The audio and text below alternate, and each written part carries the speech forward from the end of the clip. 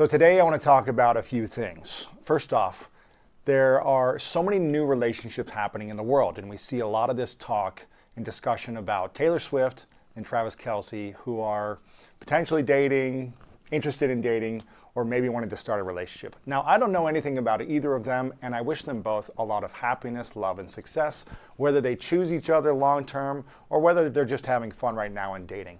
And this really isn't about them. This is about you. This is about you figuring out, is your relationship that you're currently in or the relationship you're going to get in next a healthy, conscious relationship that will set you up for peace, for harmony, and for lasting love.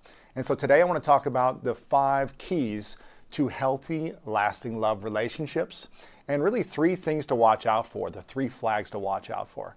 And if you are fascinated by Taylor Swift and Travis Kelce and what they're up to, or any other friends that you have who are getting in relationships, or you like to watch people in the public eye who are in relationships and you want to observe to see how they're entering relationships and if they're following these 5 keys or if they're following 3 of these red flags, to be aware of what's happening so you can see and kind of observe if you think that these relationships will work in your life with your friends or those relationships you watch publicly. So again, all the best to these 2, Travis and Taylor. I wish them a lot of success. But what I want to do is break down from a number of different therapists and relationship experts the different keys to lasting love. Now, if you don't know who I am, my name is Lewis Howes. I'm a New York Times bestselling author of the book, The Greatness Mindset, and I host this show, The School of Greatness. And over the last 10 years, I've had the privilege of interviewing some of the top therapists, relationship experts, and brilliant minds on a lot of different topics. But we cover a lot of love and relationships here. I have been in previous relationships myself that didn't work out. I've learned a lot from my own mistakes, and I'm in a very healthy, harmonious relationship now, and very excited about it. And I did things differently this time around. And I want you to think about and reflect on if you're doing any of these things in your relationship to create peace, to create harmony, to create more joy and fulfillment together as opposed to stress in relationships. So what we're going to do is we're going to see a few different clips to cover these 5 keys. And before we get into that, I want you to think about these 3 things. I really started to learn through pain, through sadness, through suffering in previous relationships about what doesn't work. And now I've got a lot of peace in a new relationship. And it came down to a few of these 3 elements that supported me in finding alignment. Alignment in a relationship will bring you peace and will bring you more harmony. Now, it doesn't mean you're going to have this perfect relationship and everything's always going to be great, but it allows you a foundation, a structure of support in a relationship to be able to navigate the challenging times, to be able to navigate the hard conversations, to be able to address things that are uncomfortable or maybe unfamiliar in your relationship. That's what this is about. It doesn't mean that your relationship is going to be perfect forever and last forever, but the goal is to create a more conscious coupling experience, something that serves and supports both of you and is also going beyond both of you, that serves those around you. I don't know if you've ever seen a relationship or been in a relationship where it just seems like it's all consuming. Like your friends, they're always talking about it in a negative way. They're always stressed about it. They're always consumed by the relationship. And it's not serving their passions, their dreams, their health, their well-being, or their communities. They get bogged down by it. And they feel like they get stuck and they can't get out of it. And no matter how much you give them advice or how much your friends tell them you need to get out of this relationship, they just can't get out of it and it consumes them. That is not a supportive relationship. And it means they're missing probably one of 3 things. They don't have the right values, vision, or lifestyle to support them in thriving. And again, a healthy, conscious relationship, from all the top experts that I've interviewed, the people that have been in relationships for decades, been married for 30, 40 years, happily married, and still love each other, they talk about having the right values, the right vision, and the right lifestyle, and sharing those things together with each other. It doesn't mean it has to be perfectly the same, but they have to be aligned. And you have to be willing to grow with your partner. So again, I want to cover these quick videos and reflect on them and share more about Again, whether this relationship that you're in currently will work or one that you're observing or watching from afar you think will work. But these insights, I believe, if you pay attention, will truly help you. So let's go ahead and dive into this. This first question, this first video is the question you should ask yourself before you start dating. So again, whether you have friends or you're observing someone from afar, getting into a relationship, or you're getting into a relationship, this is the question you want to ask yourself before you start dating. So let's watch this real quick. What should we really be asking ourselves before we start dating someone? How are my personal insecurities going to ruin this relationship? Ooh. Yeah, I think that's the first and foremost conversation to have with yourself, because we go into a relationship almost blind to our own wounds, and they resurface in the relationship and we blame them for not providing the medication of a wound that existed before we met them. That's so true. When you go in wounded and expect the person to provide you medication, but you don't even tell them what disease you have, we are then going to punish them for everything they do. Oh my gosh. You go in expecting them to be the healer or the doctor to a wound that you didn't create, but you don't even tell them your diagnosis. And as a result, it's destined for failure. This is big. It's destined for failure if you're expecting someone, when you're entering a relationship, to heal you from a wound that they did not create. And you not even communicating what wound it is. So if you're already wounded from something in the past, from some other relationship or from childhood or whatever it might be, and you do not communicate this wound, but you go into a new relationship, you've got to be asking yourself that question, am I expecting someone to heal me without even knowing my history? And is that fair to them? Is it really fair to them to be able to read my mind, to be able to heal me from something they didn't wound me in? And I think we should be asking ourselves that again, whether you're in the relationship, you're watching a relationship from afar, just ask yourself that question. Have I been working on that healing journey? Am I communicating this process with the person I'm entering a new relationship with? And am I expecting them to be the doctor and to prescribe exactly what I need to heal? And also, if they give me the tools to heal and I don't apply them and I get mad at them, that's a whole nother can of worms. So really think about the wound that you've experienced, the pain you've had in the past, and ask yourself, am I even ready to get into a new relationship if I have this wound? Do I have the tools to navigate my pain or the problems from the past if I have not addressed them yet? So think about that and be willing to ask that question when you're getting into a new relationship. So that's key number one. Let's go into the second one. And that one was from Sadia Khan. And we'll have all these links below so you can watch the full video, full audio episodes of these conversations as well with more context. This one is the question to ask before getting married, and also figuring out what to do when things go wrong in a relationship. So let's go into this one. What would be the 3 questions that every person should ask their partner before getting married? I'm going to take one of the questions from the book, which is, how will we fix it when things go wrong? The repair question. The relationships that last are the ones that get repaired. And most of us are not very good at repairing relationships.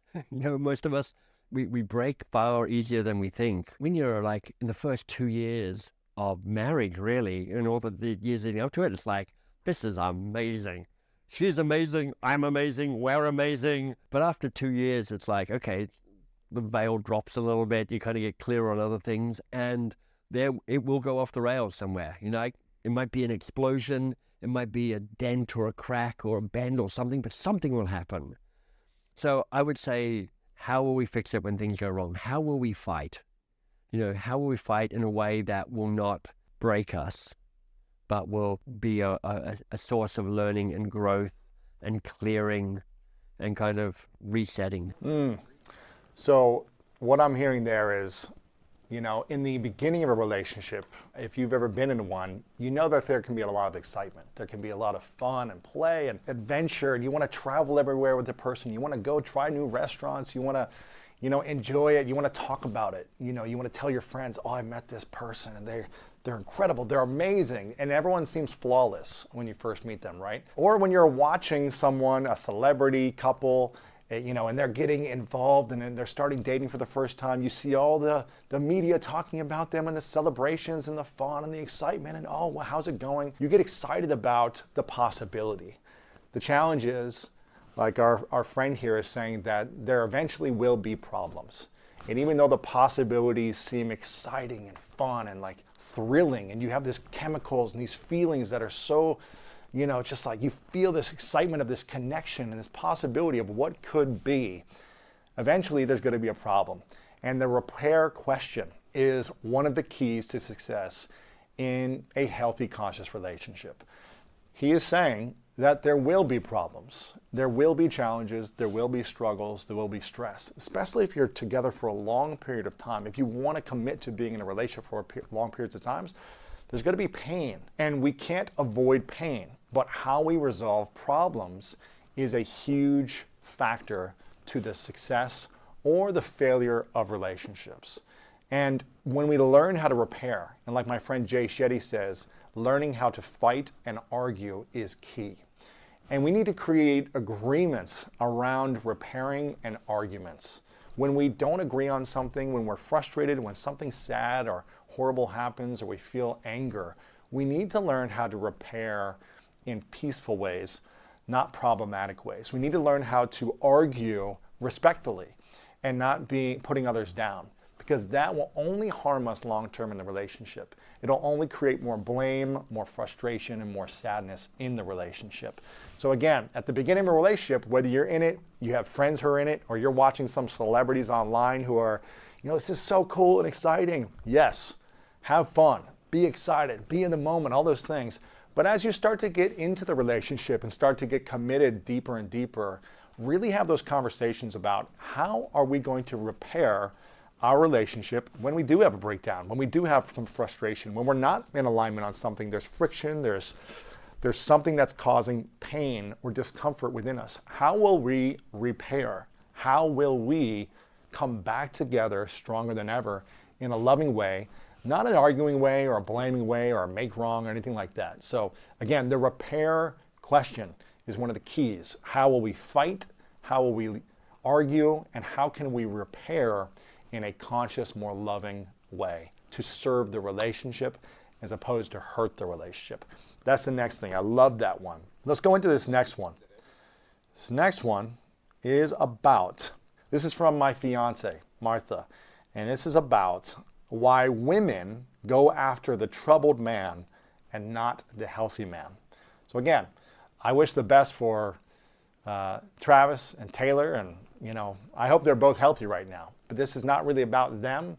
This is about you and your relationship, or the relationships in your life, and being aware of this. But it always seems to me that some women tend to go after the bad man, the bad guy, the rock and roll guy, the guy who kind of puts them down, the guy that doesn't seem like, he cares that much, right? It seems like there are some women that do this in relationships. And I was always curious. I said, why do women go after this man who's got a ton of problems as opposed to a healthy, conscious man?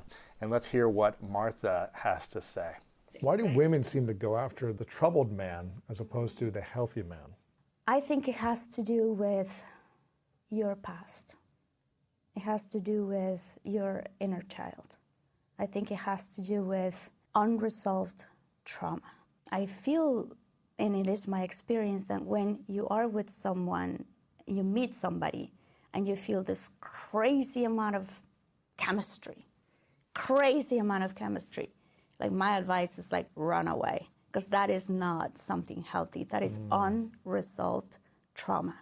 That is you being a child inside of an adult body, looking at another child inside of an adult body, that his unresolved trauma will touch you in a way, will complete your unresolved trauma.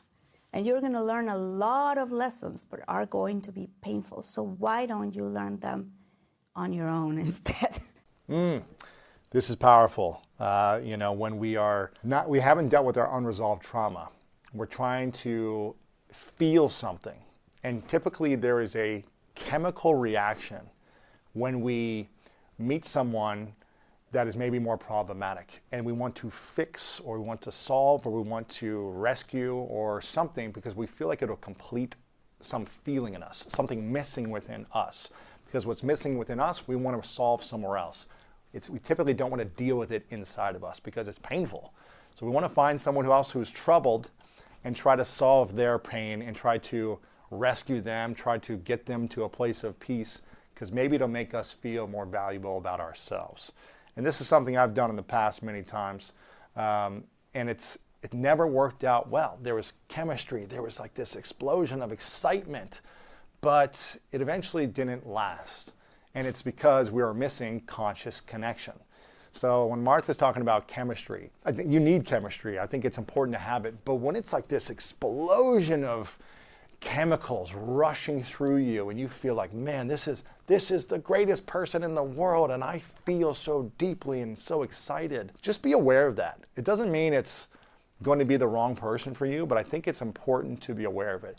You want to have excitement. You want to have those butterfly feelings and be like, wow, this person's really inspiring me and I feel this sense of a connection with them and we have so many things in common. That's awesome. But when it's an obsession and it's like all you can think about is them and all you can do is like you wonder what's going on, and it's like, man, this is an explosion of feelings. There's typically something underneath that and you just need to be aware of it. I'm not saying it's not going to work out, but you got to ask yourself, are we bonding through trauma and chemistry, or are we bonding through conscious connection? There's a difference. And I think chemical trauma bonding is fun and explosive, but it usually burns out at some point, and there's a lot of sadness when that happens. There's a big emotional hangover, right? You get so excited and then those feelings fade. After 6 months, a year, 2 years, they start to fade and problems arise because you didn't address the things that you cared about, your values, your vision, your lifestyle. You didn't look at those things within the other person, and you really didn't speak about the things that are the most important to you and make sure they're the most important to the other person as well. One of the things that Martha and I did early on in our relationship is we went on a trip together, and I wanted to really make sure that we were in alignment. We were dating for a number of months. We were spending a lot of time together, and I wanted to say, how could I do things differently? How could I consciously communicate about my values, my vision, and my lifestyle? So we created a little journaling ceremony where we wrote down our values, and we each did it separately, and then we looked at them together. So there wasn't an influence by seeing someone else's values first and then me writing them down. We both did it separately. We came together and we reviewed our values together. And there was a lot of alignment there, right? And even if you have all your values in alignment, it doesn't mean it's going to be the perfect relationship and it's destined to work forever. It doesn't mean that. But what it does mean is it's setting you up for less conflict, setting you up for less breakdown, less stress.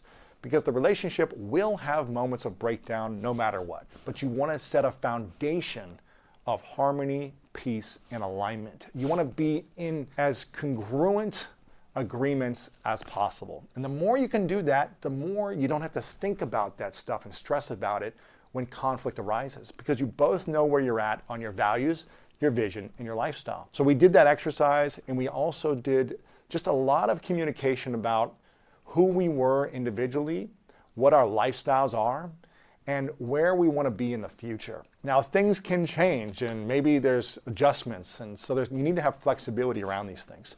But having a good sense of values, when we did that, we were aligned on like 80% of our values. So we were like, great. And the values that she cared about that I didn't write down on my journal, it didn't bother me. So it wasn't an issue. Right? And the values that I had that she didn't have written down, they didn't bother her. So we were at least in alignment. There wasn't something completely off. You want to think about the vision. When I communicated my vision to her, I said, this is the vision for my career.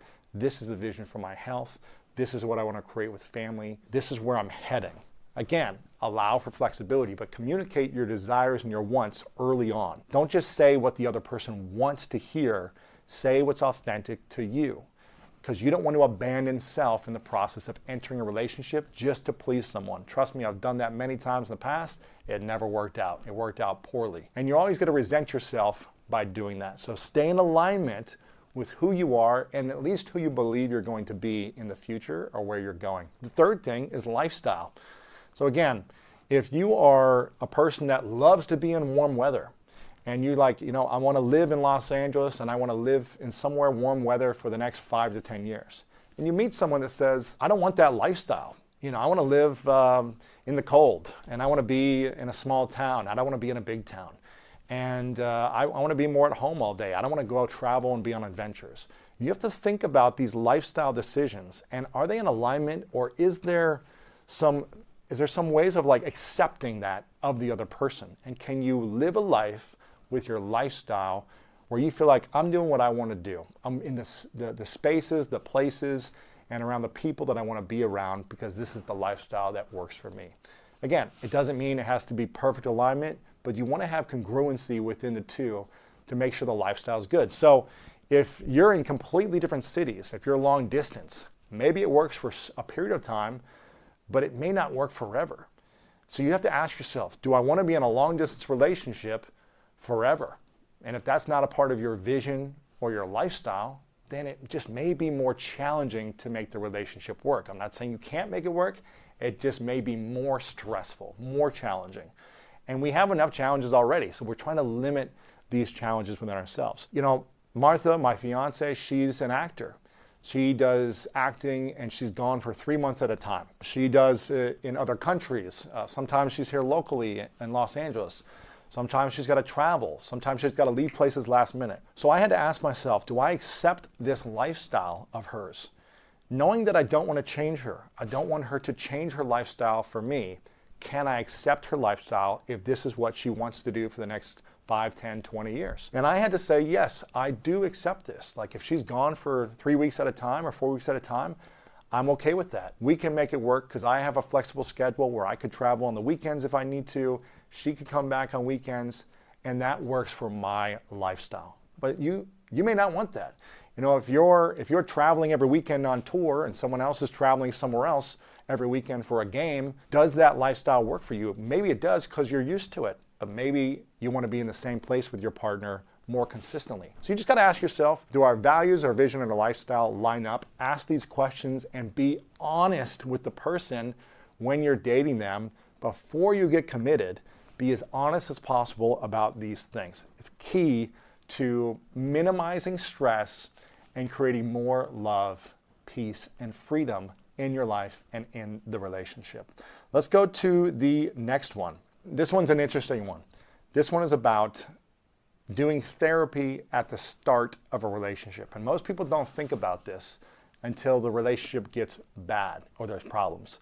But I want you to reframe this and think about potentially trying something different. So let's go ahead and watch this and see what he says. What's the question that's at your heart in terms of setting up intimate relationships for success? I'm just trying to think about all the things that I did with Martha, my girlfriend, which is essentially the opposite of everything I've ever done before. Thing that really made me say, oh, this is my partner, right? And I can really feel safe, emotionally, spiritually, physically safe with this person. It's early on I said, listen, I've made a lot of mistakes in my past relationships, and none of my past relationships have worked. But in each one of them, I wanted to do therapy when they weren't working. And the partners that I chose never wanted to do therapy with me. They were resistant. They took a year and a half, 2 years of like it not working and me saying, hey, can we do this and find support? And they never wanted to do it. And I said, listen, this isn't really an ultimatum, but I want to feel emotionally safe. Would you be open to going to therapy in the beginning of the relationship? Not when things have problems in the future, but can we go together now? She was like, 100%. That'd be amazing. I'm down for whatever. She was like, I've always wanted to do that too. I felt like, oh, okay, just her acknowledging that. And then us doing it has been a beautiful foundational process. So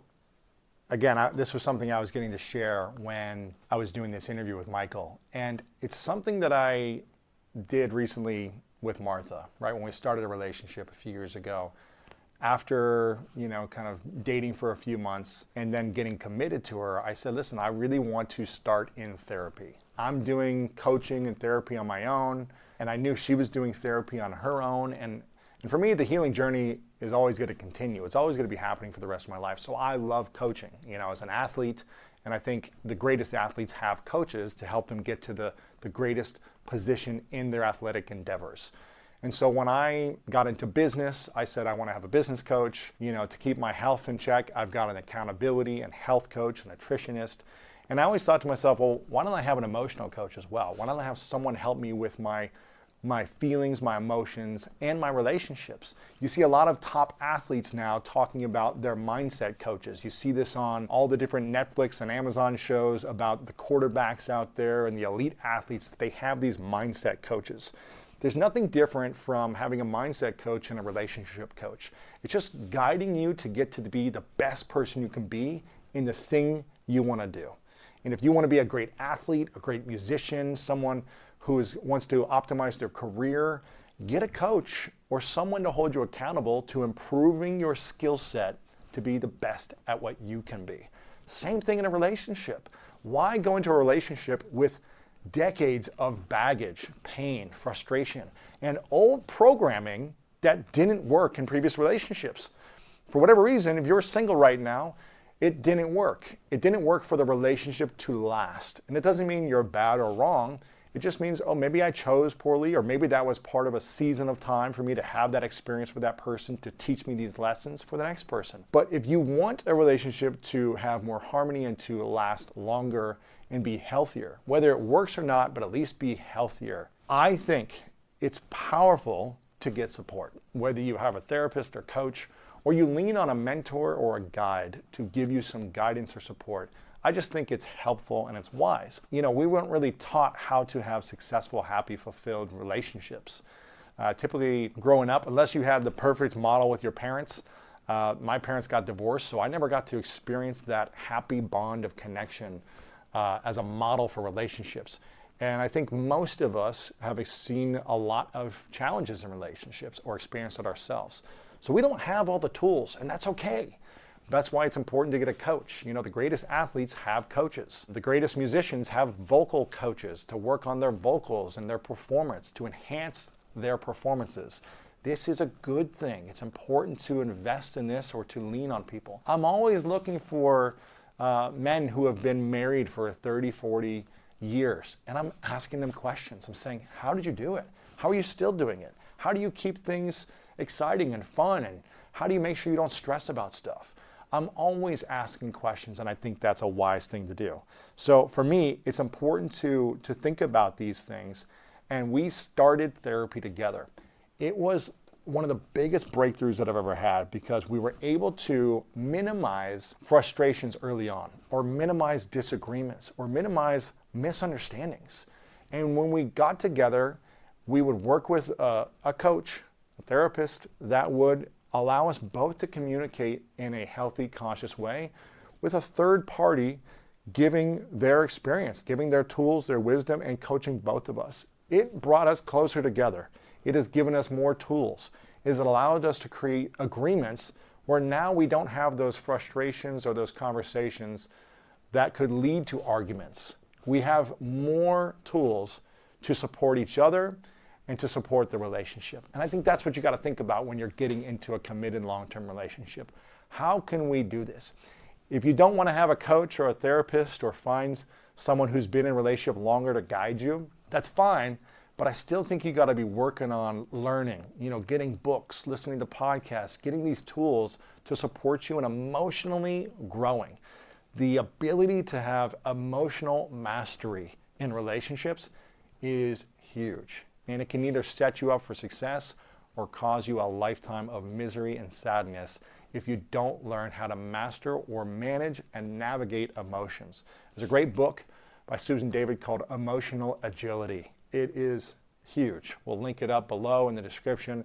That's an opportunity for you to learn about your emotions, reflect on your emotions, and master them so that when you're entering a relationship, you, again, can come there with conscious conversation, not reactive conversation, with conscious guidelines and agreements, not demands. And I think that's a valuable part of having therapy and coaching, to hold both individuals accountable in a relationship. And this is from Shalina. This is one of the 5 keys. The 5th key in setting yourself up for a healthy relationship is from Shalina. She talks about, do we need to be fully healed before entering a relationship? Let's see what she has to say. Do you think it's possible to find love, lasting love, if you haven't healed yet? I do. And I think there's degrees. There's degrees of healing, because I don't think any of us are healed in terms of we're perfect. But we can be on the journey and be self-aware enough and to know how to qualify a person for willingness. And if we meet a person who has the willingness and the core values match, and both people say, yes, here's my baggage, here's your baggage, I see you, and I acknowledge that this isn't going to always be easy, but I'm willing to do the work along the way, that's a great sign that the relationship has potential, because that was Ben and I. We were both on a healing journey. We were on a healing journey together. We weren't like, oh, we've done our work and now we're going to fade off into the sunset together. We're like, okay, we're committed to being together. And soon we quickly realize there's no better match than each other. And yet it's still going to be difficult. So when it gets difficult, what are we going to do about it? That's the thing you need to clarify. Because if you're the person who says, well, relationships should be easy, if we have to see a therapist or if we need to do inner work, then there's something wrong, which is the belief system of many people out there, then you don't have a chance. But if you're both aware enough to say, yeah, I've got some stuff, I'm avoidant or I'm anxious and I'm going to work on that and I want to work on it with you, great. This is huge, guys. Because some people will say, well, I'm not ready for a relationship because I'm not fully healed yet. Again, the healing journey is going to last forever. If you have these two things, the values matching and a commitment, and you're both open about the baggage like she talked about, you're open about the challenges, the pain, the baggage, the problems of the past. If you have values that match and you have a commitment to doing the inner work, then it could still work out. I'm always a fan of do as much healing work as possible before entering a relationship. I like that personally, but love heals also. And so when you find someone who wants to do the work on themselves, independent of you, who wants to create a commitment and their values match, don't push someone away just because you don't feel like you're fully ready. Be willing to explore it a little bit. Dance in the relationship. You don't have to fully commit right away, but be willing to connect, willing to go on dates, willing to have those conversations and see if there's a connection, right? If you're, creating some alignment with each other. It doesn't have to be, okay, we went on 2 dates and now I need to make a decision. You can give it some time. You don't have to rush, and you can also take as long as you want before you're both ready to commit. And I think when we're willing to do that work, whether it's therapy or coaching, again, it's becoming more open-minded these days because you see so many different people talking about therapy and healing. And I think that's a great thing, because I want to live in a world where people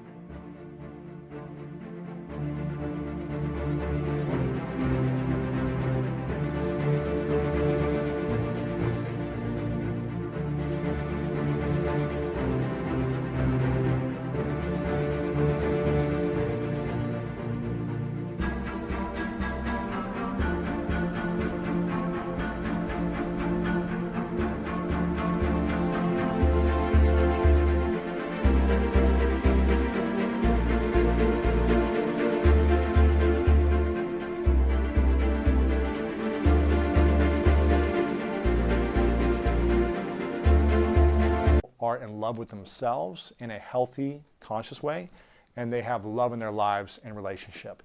Imagine a world where people are in love, where they're in love with their life, they have love with a partner, they love their mission, their values, their vision. Just imagine a world where more people are in love. Beautiful, magical things will unfold. And it doesn't happen overnight, and it doesn't happen automatically. We've got to be willing to work on ourselves and do the different things to support us in this growth. Those are the 5 main keys I wanted to talk about from those videos. We've got 3 kind of things to watch out for. So again, if you're getting into a relationship and you're having a lot of fun and it's exciting and everyone's supporting it and loving that you guys are having this fun, that's great. But here are 3 things to watch out for that could be red flags or could be concerns if the relationship is really right for you at this moment. And this first one is from Sadia Khan, which we'll link up the full episode to watch as well, which is about red flag number 1. And it's about competition or cooperation with your partner? Let's watch this. What would you say are the three big flags that a man or a woman should look out for when they're entering a new dating relationship? Competition or cooperation. And what I mean by that is when you have a partner that values your well-being and wants to see you feel less anxious, wants to see you feel happy, wants you to feel connected, they are cooperative. So when you say things like, oh, babe, I haven't heard from you all day, they're like, oh, I'm so sorry, I completely forgot. I'll call you in 5 minutes. Give me 10 minutes, I'll call you. But other times you'll have a partner where you say, oh, I haven't heard from you. Stop trying to control me. You're always taking over. You're so needy. It's stuff like that. Is it competition or is it cooperation? When you voice a concern, do they actually want to see that the relationship get better and your well-being matters? Or are they so stuck on their autonomy and independence and not being controlled by you that they reject and neglect their responsibilities towards you? It's those partners that are in competition with each other. Who can hurt who the most, or who can stay the most disconnected? Who can stay the most independent? Why are you together? I don't understand those relationships. It's torture. It's real torture. So it's like, oh, I'm liking extra pictures. She told me not to like pictures. Now I'm going to do 10 times more. Oh, he told me not to post bikini pictures. Now I'm going to post 10 times more. Why are you together if you're going to hurt each other? Because hurting them should be hurting you if you're in a healthy relationship. Powerful. Competition.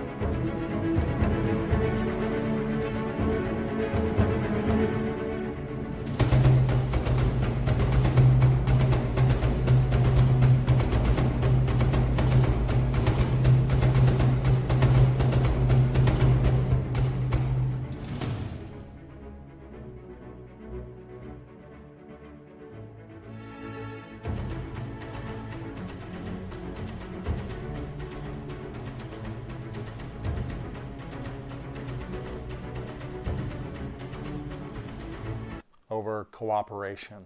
Now, as a former professional football player and used to play at a high level with the USA team, handball team, the national team, I grew up in a state of competition. I wanted to win. I wanted to compete in sports. I wanted to win and compete in business early on in my 20s. And it helped me get results in certain ways, but it also left me feeling very alone and empty in other ways. And it wasn't until I turned 29, 30 when I realized, okay, this competition thing doesn't work. It doesn't work at a certain level. Yes, you want to compete in sports to win, but there's a way to collaborate with your teammates so that it's a team win. There's a way to collaborate with your team in your career or your business where it's a team win, where it's not about you versus the world or you versus your partner. And I brought that into some of my relationships in my 20s where it was like, I needed to win, I needed to be right, I needed to look good, I couldn't be embarrassed or humiliated because I lacked the emotional agility, to be honest, and I didn't have the tools to heal and navigate my emotions. I took this competitive mindset into every area of my life. And I failed miserably because I did that. And so you want to think about entering a relationship. It's okay to be the top of your game in life. It's okay to be a super successful person and be driven. That's awesome. But you got to ask yourself, am I bringing the same energy to my career, to my sport, to my musical endeavor, to my art? This competitive energy, am I bringing that into a conscious relationship? If so, then I would argue that it's not as conscious as you think.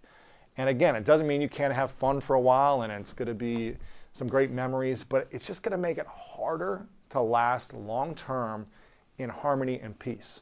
So I'm trying to give you the tools and the insights that I've learned from some of the top people about just how to create more harmony and peace in your relationship. It doesn't mean you can't grunt it out and struggle for 10 years and last a long time, but no one wants to be sleeping in separate rooms, frustrated at each other, having the silent treatment, and constantly having to go through this loop of we love each other, we hate each other. We're in this together, we're going to break up. No one wants that. I don't think that's a fulfilling relationship. It might make it interesting, it might make it exciting, but I don't think that's truly what the definition of conscious love is. So again, no right or wrong here. I've been in a lot of those types of situations in the past. It just never served me at the highest level, and it never served the relationship when we're in that state of competition. So he's got to be looking for that. You know, whether you're in a relationship, whether you're observing friends or observing other people in relationships, are they bringing competition to it? And there's a difference between playful competition and really right and wrong conversations. Are they bringing this cooperation? Are they in this together? Are they willing to make it work? Are they willing to support one another? Are they showing up for each other? Do they want the best for their partner? Or do they want to win and they want their partner to be beneath them? You know, you just got to be looking and observing at these things and asking yourself these questions when you're in relationships or when you're watching others in relationships. I think that's a good red flag to watch out for, to see like if this will last long term. Are they in competition or cooperation? This next one is from the #1 New York Times bestselling author of the massive hit, The Subtle Art of Not Giving a F***. And his name is Mark Manson, and he has the definition of a toxic relationship. So let's hear and watch what the definition of a toxic relationship is, so you can watch out for this in any relationship you're in or watching. That is the definition of a toxic relationship. A relationship where love is present, but respect and or trust is not. In a lot of ways, we psychologically behave with love the way addicts behave with their substance, right? We justify it, we delude ourselves, we lie to ourselves, we rationalize decisions that we make that are completely irrational. My hierarchy for a relationship, it's trust and respect are tied for #1. Most people have had an experience in their life where they love somebody very deeply, but they didn't trust them, and it doesn't work. It doesn't matter how much you try, how much effort you put in, how much you cry and argue and fight. The trust isn't there. It doesn't work. If the respect isn't there, it's not healthy. So we have to be very careful. Love can be an absolutely incredible thing. It's one of life's greatest experiences, but proceed with caution. Right. This is fascinating. You know, we hear these stories in music, in songs, in poetry, in movies, that love is all you need. We see that, we've heard that, love is all you need. But I truly believe that love is not enough.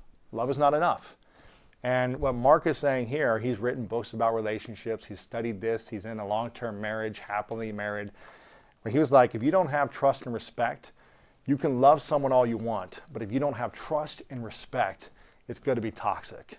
And this is something to watch out for. Again, if you are in a long-distance relationship, if you are a high-profile personality, if you are around a lot of people of the opposite sex, if you have people adoring you, if you have opportunities, if you have a big social media following and people are commenting and messaging you, if you're out with your friends a lot, and your partner doesn't trust or respect you to live up to the values, the vision, the lifestyle, and the agreements that you've created.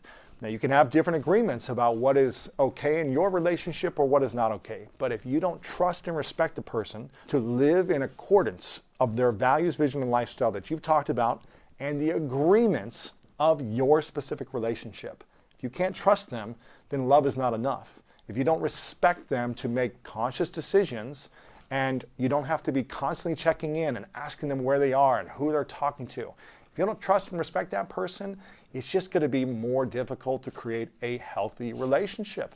You're going to be anxious, you're going to be insecure, you're going to be questioning the person. No one wants to be questioned. Now, if they're doing things out of alignment, if they're sneaking behind your back, if they're hiding things, if they're not open about who they're going to see at night, or they're not telling you something and they're lying to you, and you catch them in that, then okay, then address it, handle it, and move forward in the best way possible for you. But if you set these things in motion early in a relationship and you have these challenging conversations about what is it you want, what are your values, what is the vision you have, what is your lifestyle, and here's what I want in a relationship in terms of agreements so that I can fully trust and respect you and you can fully trust and respect me. Whether you share passwords with each other on your phone or not, whatever the agreement is for you, whether you Don't care if someone's out late at night with their girlfriends or their guy friends or not. Whatever the agreements you create for yourself, for me, it doesn't matter. It's what you create as agreements. And when you don't create agreements, but you just expect the other person to live in accordance to the way you think, that's when nightmares happen. That's when there's frustration, when there's letdown, when there's breakdowns, is when you don't communicate what you want. And you just try to play it cool and act all casual in the beginning of a relationship. But then later, there's things you don't like that the other person's doing. Number one, you haven't communicated what you want in your agreements. Or number two, you don't accept the lifestyle the person you are choosing to be in a relationship with is choosing to live. Therefore, the lifestyle, the third thing, is out of alignment. So I had to ask myself this question with Martha. You know, when we were dating the first few months, before we became committed as a couple, I had to ask all these lifestyle questions. For the last 20 years, she's been a famous actress in Mexico. She travels the world doing movies every year, TV or movies. She does 2 or 3 projects a year. I had to ask myself, is this a lifestyle that I'm willing to accept? If she continues this for the next 20, 30 years, can I accept this lifestyle? Can I accept that she's going to be on set and doing, potentially romantic scenes with other men? Can I accept that she's going to be traveling a lot? Can I trust and respect her for the decisions and the choices that she makes in her career, in her profession?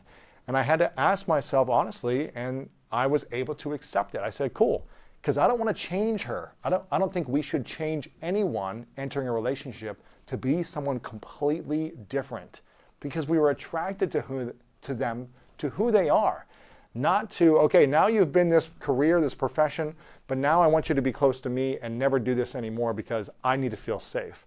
That is an insecurity you've got to work on, not they need to work on. And just because you love someone, or you have chemistry or connection, or you shared interests, or you're sexually attracted to them, it doesn't mean it is enough. You need trust and respect as well, as Mark was talking about. So if you are out of alignment on these things, if you do not trust and respect the person you're with, if you do not accept the choices they're making, maybe they like to go out and party and drink a lot. If you don't want that lifestyle, don't try to change them. Either accept who they are, but don't try to change them for something they're not in this moment. And don't even try to talk about potential. Don't say, well, maybe in 5 to 10 years, they have the potential to not be this way. You either accept the person for where they're at now, or don't be with them. Or be willing to say, all right, I don't accept this. I'm going to try to change them, and they're going to resent me for changing them, and that's going to be friction. Again, it doesn't mean you can't stay together and make something work and create a relationship together, but we're talking about harmony, peace, and fulfillment in the relationship to the highest level that you can, knowing that there's going to be challenges and problems along the way. So can we minimize stress? Can we minimize frustration in a relationship? Now, if you're saying, you know what, I like having a chaotic relationship, then ignore all of these red flags, ignore all of these toxic traits and these signs that maybe this isn't going to be good. If you just love the chaos and you're attracted to chaos, then do the opposite of everything we've talked about, okay? But if you want peace and harmony and fulfillment in a relationship from someone who has been through a lot of stress in relationships, that I self-inflicted and I chose poorly and I made poor decisions, for someone who has experienced that frustration, pain, and sadness and loss many times in my past, it's just not fun, it's not fulfilling anymore. And it never was fun. I just was, I guess, addicted to the chaos of it until I learned to heal and really get clear on what I wanted. So again, that's something to think about. Trust and respect. Love is not enough. You also need trust and respect to create more peace and harmony. This one is from Dr. Caroline Leaf, and then we have one more after this. This is why we attract broken partners that we want to fix. So this is Dr. Caroline Leaf, who is a neuroscientist and talks about this in terms of relationships, why our brain chemistry is attracted to certain types of people. why do we attract certain people? You were saying like we attract someone that might have something broken inside of them so we can bring harmony or balance? So basically, as humans, humanity, because of a wired for love nature, when something is off, we drawn to that to restore balance. That's why very often you will see, you may recognize your brokenness in someone else. What we're talking about here is the essence of what I have missing in my relationship. What I have missing in my relationship to myself? Self, yes. I need to find in someone else that I can fix. Yes. Instead of me fixing myself, I try and fix someone else. And you can't fix anyone else. The only person you can fix is yourself. All we can do is support other people. You can't fix someone else, you can support them. All we can do is fix the things within ourselves. So this is a red flag to look out for. When you see something broken in someone else and that excites you because you think maybe I can fix this. You can't fix or change the person. You can support the person on their journey. You can be there by their side. You can give them comfort. You can give them compassion. You can give them guidance. You could walk them to the water, but you can't force the person to drink it. They're going to learn to heal and evolve on their own timeline. And that may not be on your timeline. It's not going to be in the next 3 months unless they want it to be. It might take them years until they want to create wholeness within themselves. All we can do is learn to create wholeness within us. You know, I think we all have some brokenness or something we need to unlearn that causes us to feel this type of suffering, sadness, or pain. And it doesn't mean something's wrong with us. It just means, are we living our highest authentic selves personally? And if we're not, and you want to improve, there's some things we can either unlearn or that we can learn to create more wholeness and harmony within us. And when you get to a place of healing and healing the spiritual energy within you, the brokenness within you, the sadness within you, the longing, the loss within you, when you learn to cultivate an environment of spiritual healing, of wholeness within you, it is one of the greatest feelings you will ever have in your life. And you won't be attracting other people who aren't on that same journey anymore. It's when we haven't dealt with those things within us, we feel like something is broken within us. We may not even consciously be thinking about it, but subconsciously we see someone else who might have some problem or struggle or challenge, and we think, oh, maybe I can help this person and it'll bring me more value. It'll make me feel better about me. Trust me, I know this from the past. I did this so many different times in relationships. I thought, let me find someone who's got some broken challenge or who doesn't believe in themselves, and let me give them belief. Let me help them achieve, succeed, believe they're lovable, believe they're worthy, believe they're deserving, because within me, I didn't believe those things. But I thought that maybe I could help others do that.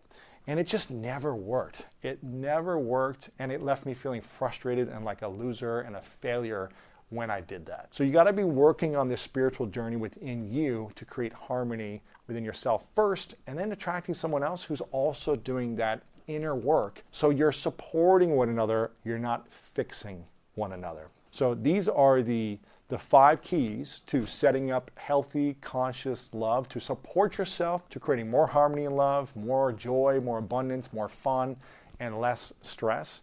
And really 3 things to watch out for, 3 red flags. Again, whether you're entering a relationship, whether you have friends getting in a relationship, whether you like to watch celebrities get in a relationship, just observe and see, okay, am I doing these things? Are my friends doing these things? Are other people doing these things?